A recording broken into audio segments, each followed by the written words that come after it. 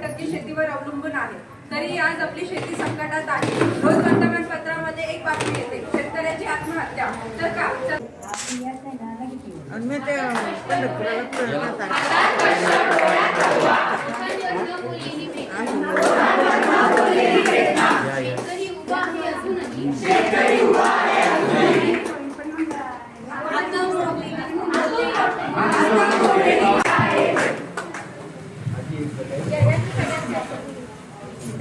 आपला भारत देश हा 50 याच्यात माझी काय चूक? खत महाग, बियाण महाग आणि कर्ज तर सावलीसारखं महागा लागले. नाटक पाठी तुम्ही नंबरला वाचा, मी नाटक पाठी.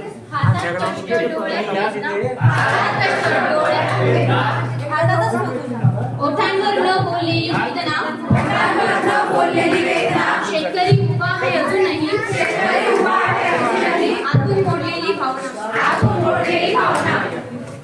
जेव्हा बघता येईल मग काय करायचं काय नाही, मग सांगते तुम्हाला. हा पडदा काढावा लागेल, याचं ऑपरेशन करावं लागेल तुम्हाला. ते ऑपरेशन करून घ्यावं लागणार तुम्हाला. आपल्या घरातील धान्य संपले, लेकरांची शाळेची फीस पण बाकी आहे आणि आज तर सावकार पण येणार नाही. काहीतरी मार्ग काढायला.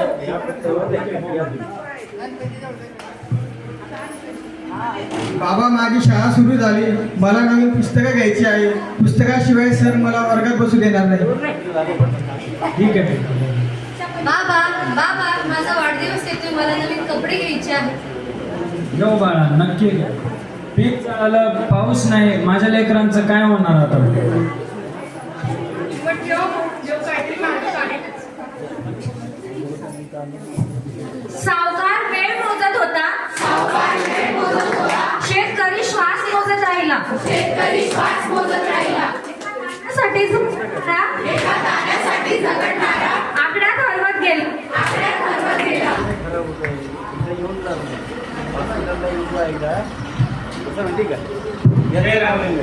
आज शेवटची तारीख आहे. आज जर साहेब थोडा वेळ द्या अजून. पेरणी मला तुला काही घेणं देणं नाही. मला माझे पैसे हवे, नाहीतर तुझी जमीन जप्त करेल.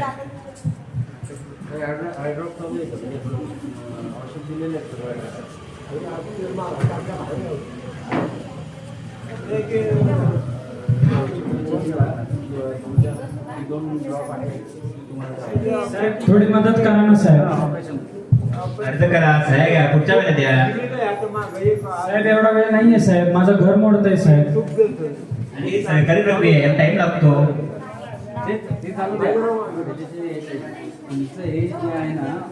हा रामू एक नंबरचा आवश्यक माणूस आहे. सरकारी योजनांची वाट पाहतो आणि काहीच कष्ट करत नाही.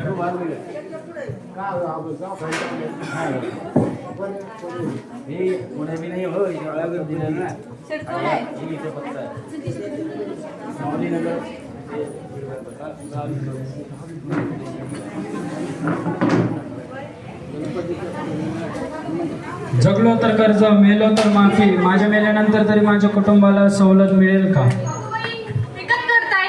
तुम्ही गेल्यानंतर आपल्या कुटुंबाचं कसं होईल?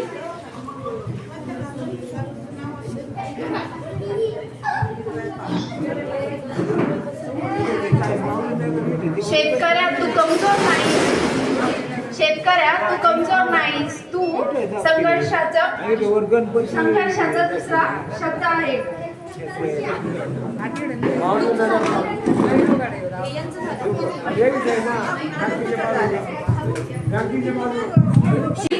पुन्हा उभा राहतो. तेव्हा संपूर्ण अर्थव्यवस्था ही अपयशी ठरते. अन्नदाता वाचवा आणि जग वाचवा हे फक्त ब्रीदवाक्य नव्हे, तर ती कृती व्हायला हवी.